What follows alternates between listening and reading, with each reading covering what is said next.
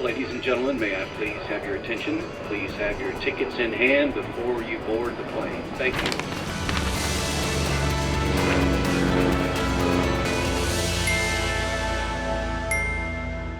Hello and welcome. I am your host, Johan Castell. Today we look at how Diwali is celebrated in India and abroad.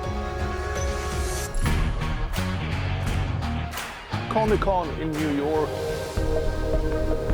and how Greenland improves its infrastructure to expand its tourism sector.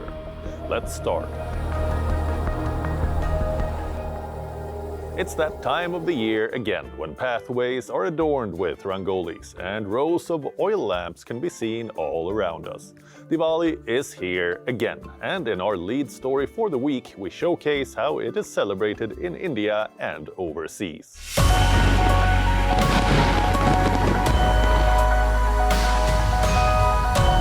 This is Diwali, the festival of lights. A celebration deeply rooted in the Indian tradition and now enjoyed by millions worldwide.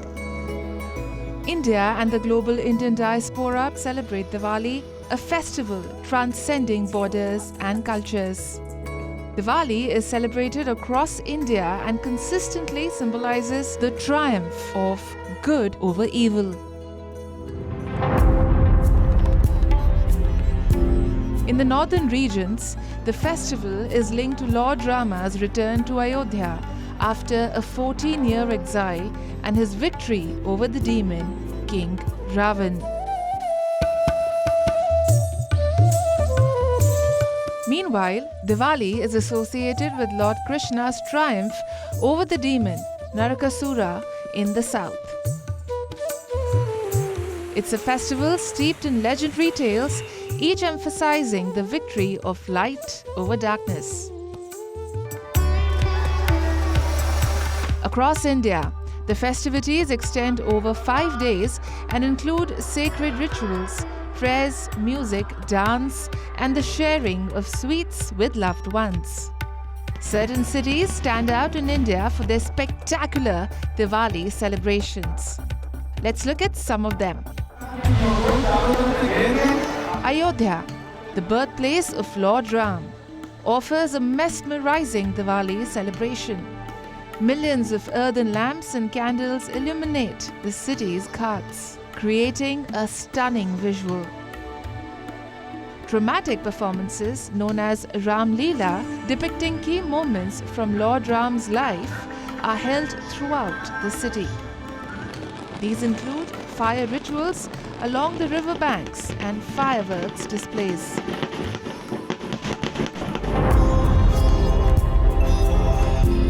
In Varanasi, India's spiritual hub, the highlight is Dev Deepavali, observed 15 days after Diwali. This festival commemorates Lord Shiva's victory over the demon Tripurasura. During this festival, the city's ghats glow with an extraordinary display of lights, chants and vibrant colors as diyas float down the Ganga. In Rajasthan, Jaipur, the Pink City becomes a dazzling showcase of lights. The streets bustle with festive markets, making it a shopper's paradise during Diwali. Iconic forts are beautifully illuminated, creating a visual treat to cherish. Udaipur, with its picturesque lakes and palaces, offers a more serene yet equally enchanting Diwali experience with lakeside reflections of twinkling lamps and rangolis adding to the celebrations. Diwali is not just an Indian affair. It's a global celebration. Indian communities worldwide keep the flame of this tradition alive. In Singapore, Little India transforms into a vibrant spectacle with festival lights, cultural programs, and bustling markets. The festivities in Singapore are also marked by unique rituals like fire walking, which pays homage to goddess Draupadi. The 5-day festival is known as Tihar in Nepal. Some of the days are focused on the worship of animals that are associated with Yama, the Hindu god of death. An enduring tradition is Kukur Tihar, or the Day of the Dogs.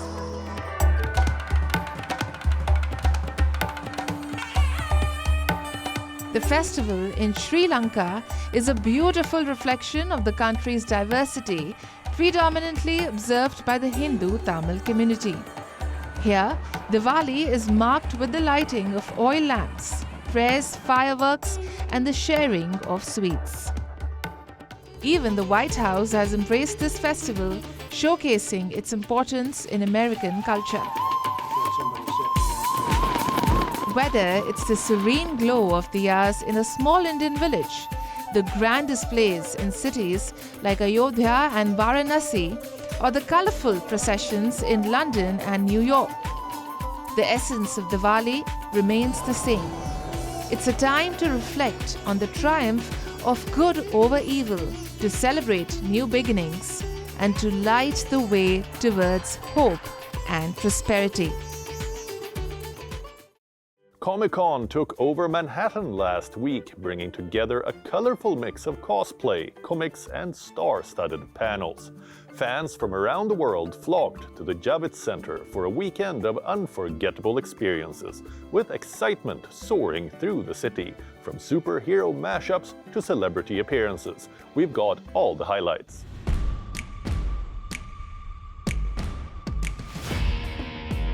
The city of New York embraced one of its biggest pop culture celebrations this year as the New York ComicCon 2024 kicked off on October 17th and drew massive crowds.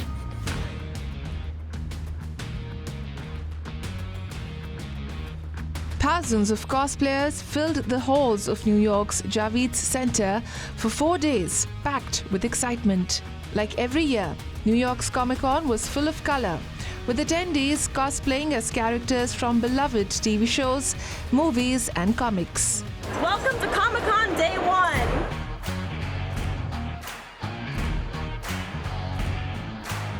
Fans were fully immersed in the experience, with games, panels, and exhibits bringing the convention to life. The first Comic-Con, originally called the Golden State Comic-Con, took place in San Diego with about 200 attendees, making it a relatively modest event. However, as the convention grew in popularity, it expanded to other locations. New York Comic Con is the best event of the year. It's the thing I look forward to all year long. Everyone here all likes the same things and everybody's fun.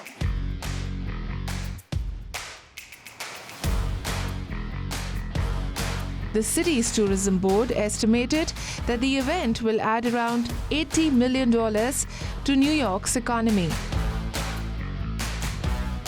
As fans from across the country and beyond gather for this annual celebration, many have even turned their attendance into a yearly tradition. It's a tradition that we had for many years. And the first time we came, we loved it, and we haven't stopped coming ever since. And now it's a yearly tradition between all of us. I love it. It's like you get to be somebody else that's not you. You know, you can just pretend to be whoever you want when you're here.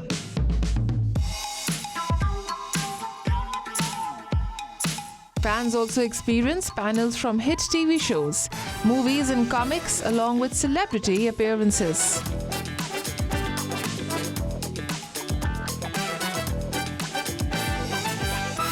Yeah, it is. It's really fun because when people say, well, how do you feel being here? Well, I feel like I understand everything that all the enthusiasm they have because it's wonderful. And of course, the comic industry in my lifetime has exploded. And you see comics from all over the world.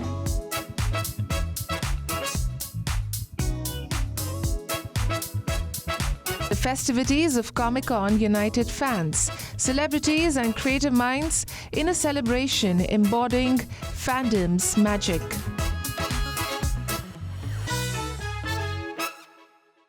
Greenland is set to open its first international airport in the capital, Nuuk, expanding its tourism potential.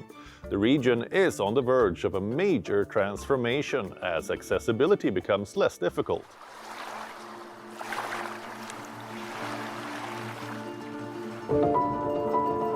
This is Greenland, the world's largest island.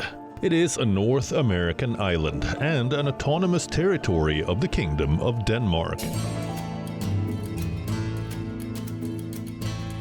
The citizens of both Greenland and smaller Faroe Islands are full citizens of Denmark. Although it is geographically part of North America, it has been politically and culturally associated with Europe for about a millennium.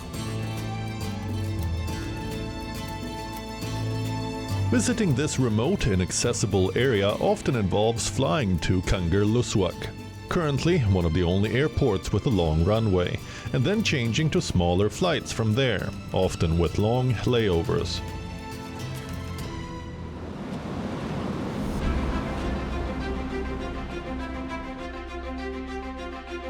But change is on the horizon, and tourism is about to get a major boost as a new airport is set to open in the capital, Nuuk, on November 28, 2024. It's been very difficult to travel to Greenland in the past, and with the new airports, this will change totally. The infrastructure for going to Greenland will be a lot easier in the future.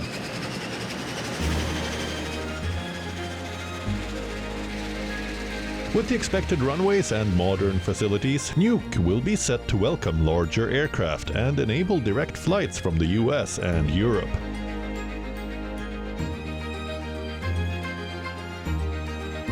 Air Greenland and Iceland Air will service the new terminal, with direct flights from Copenhagen starting in November 2024, and additional connections planned for summer 2025. The flight from Copenhagen will take around 4 hours, significantly reducing travel time for international visitors eager to explore Greenland's natural beauty and cultural offerings.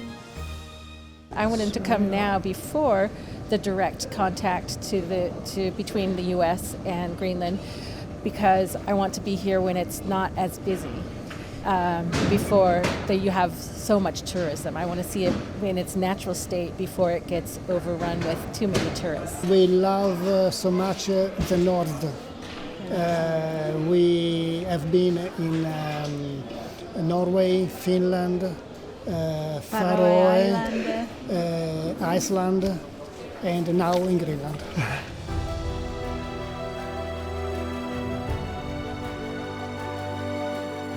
Nuuk, with a population of just under 18,000, is known for its colorful cottages and stunning views of surrounding fjords, attracting tourists who seek unique remote destinations.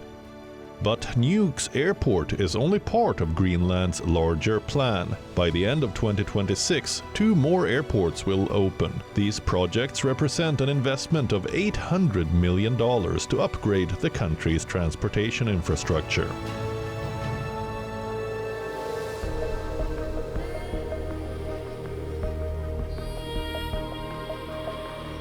Last year, Greenland saw a 36.5% increase in tourism, with over 140,000 foreign visitors. These numbers are expected to grow dramatically as direct flight options expand. Among the residents on the ground, some people hope the tourism growth will bolster the economy and give the region more autonomy from Denmark. I would like more tourists to come because I can see it's good for the local community. In recent years, we have seen that young people have started to work as tourism operators. We are very, very happy about it because young people leave for Nuuk, live there, and then come back. De nye turistoperatører, det er de unge, som kommer tilbage. We have a lot of opportunities for tourism here in Maniitsoq. We have very good sailing trips. We have hiking. We have mountain walking or hiking, climbing. We have skiing. We have these surroundings, collecting berries. As the opening of Nuuk's International Airport draws closer, Greenland is poised to emerge as a top destination for those seeking adventure, culture, and natural beauty. The coming year promises to be a turning point for the country, with locals and tourists eagerly anticipating the changes. As autumn sweeps across different parts of the world, it brings with it a breathtaking transformation of landscapes, attracting travelers eager to witness nature's most colorful display, from the fiery yellow and orange hues of China's landscapes to the serene countryside of New England. Fall becomes a global spectacle. Let's look at how these regions celebrate this stunning season. The fall season across the globe paints landscapes in vibrant shades, drawing tourists from around the world.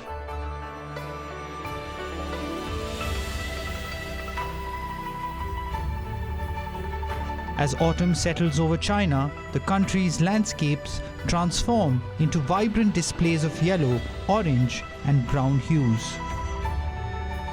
With the cooling temperatures, trees are adopting their fall colors, drawing visitors to parks and mountain trails to admire the stunning scenery. In Nanjing, the capital of Jiangsu province in eastern China, the red maple leaves and golden blossoms contrast the historic tombs of the Ming dynasty's founding emperor, Hongwu. Meanwhile, visitors wander through the Huangqia scenic area in the northwest province of Gansu, surrounded by nature's autumnal splendor.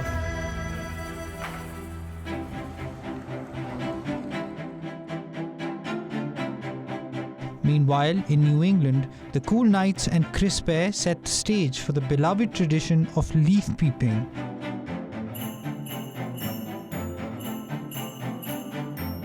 Small charming towns with covered bridges nestled among the colorful forests make New England an idyllic destination for those seeking to immerse themselves in nature's seasonal transformation. I just got off this train here and I had a beautiful ride with it. It was nice and comfortable and we enjoyed it. We've come out here before and went up into the mountains and stuff like that and watched it when it had good color. And it's beautiful. We don't have that in Iowa.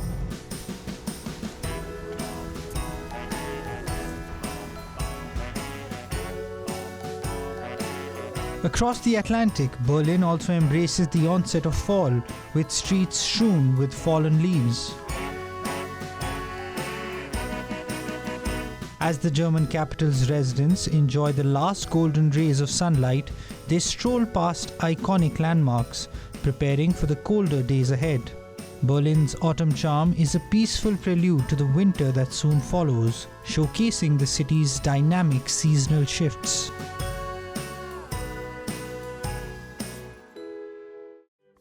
Now it's time for the latest updates for those looking for the best experiences worldwide. We call this our news deck. Take a look. The Đại Tian Ban Giok waterfalls, situated on the China-Vietnam border, officially opened to tourists after over a year of trial operations, marking China's first cross-border tourism cooperation zone. This zone connects China's Đại Tian waterfall with Vietnam's Ban Giok waterfall, creating Asia's largest transnational waterfall. Visitors can enjoy the area's stunning karst landscapes from various viewpoints. Border authorities have simplified customs procedures, offering benefits like 3 exemptions for Vietnamese tour groups, including no fingerprint collection, stamps, or entry cards. Chinese tourists also enjoyed streamlined customs and stamp-free entry. These measures have sparked increased interest in cross-border travel.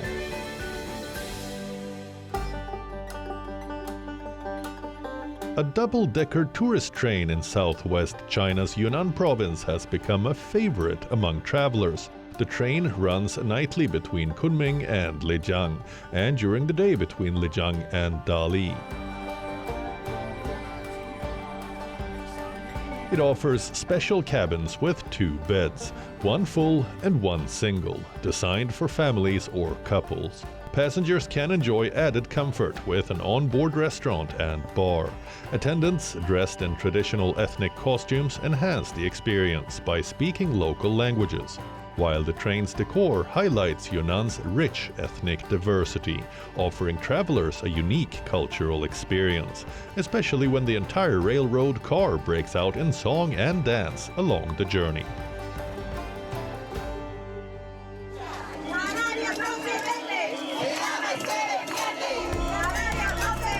Last Sunday, thousands of residents protested in Spain's Canary Islands, calling for action against over-tourism, which they claim is driving up housing prices for locals. Under the slogan, Canary Islands has a limit, demonstrators gathered across Gran Canaria, Tenerife, La Palma, Fuerteventura, Lanzarote, and El Hierro, urging a shift in the island's tourism model.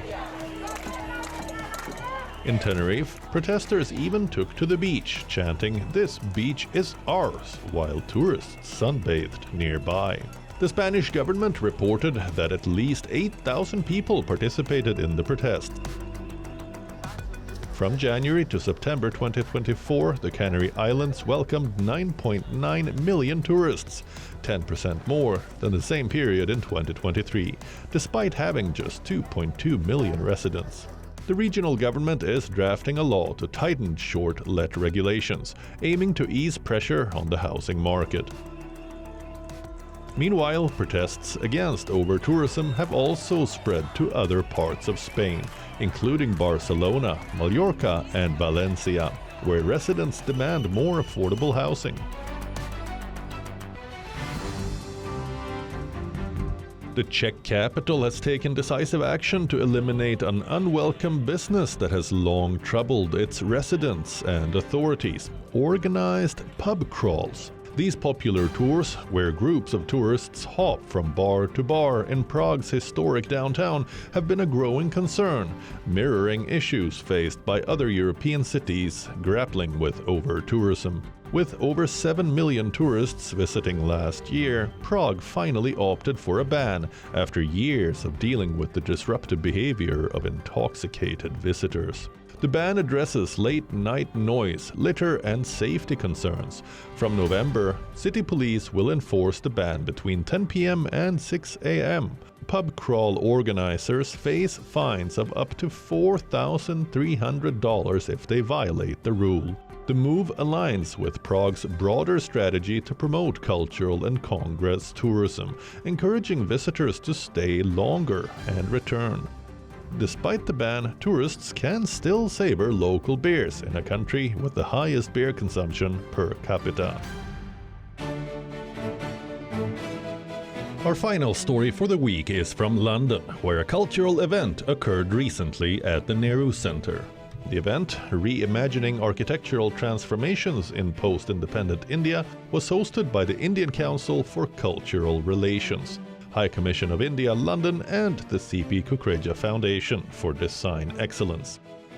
Throughout the evening, guests were offered an immersive exploration of India's architectural evolution over the past half-century, from the modernist designs of the 1970s to today's sustainable innovations. The event was graced by Vikram Doraiswamy, High Commissioner of India to the UK, and Virender Sharma, MP UK, who celebrated the significance of fostering cultural dialogue.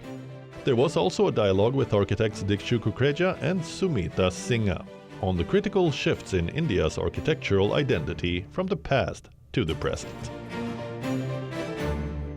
That's a wrap for this week's Wings. We will return next weekend with more travel stories for you. Until then, it's me, Johan Castell, signing off. Goodbye.